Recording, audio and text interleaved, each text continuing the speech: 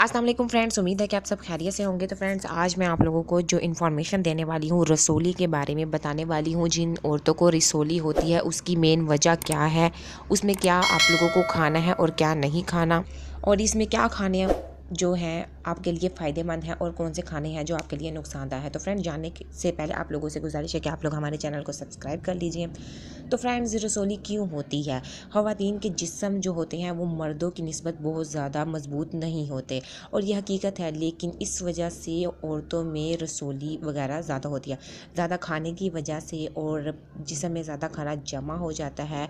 और ज़्यादा रसोली जो होती है वो झीलीदार दीवारों वाली एक थैली होती है जिसमें स्याह नीम ठोस मादा आपस में जमा होने और जिस्म से खारिज ना होने की सूरत में जिस्म के अंदर एक अफारा बना लेता है, जिसे रसोली कहते हैं। और ख़वातीन में ये ज़्यादा पाई जाती हैं।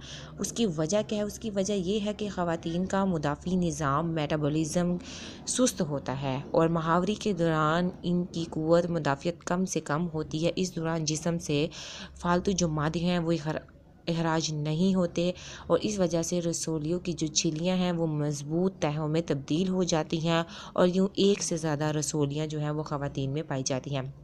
इसका इलाज है, आप लोगों ने इसका इलाज डॉक्टर के मशवरे से लाजमी करना है। लेकिन एक बात आप लोगों ने ध्यान में रखनी है कि अपनी खुराक का जायज़ा लीजिए।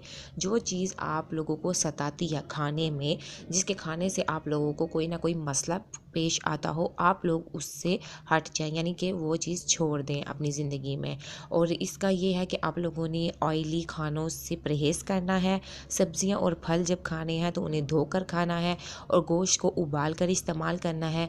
दिन में एक मरतबा अदरक का रस नीम गर्म पानी के साथ लाजमी इस्तेमाल कीजिए, ये बहुत ज़्यादा फ़ायदेमंद है।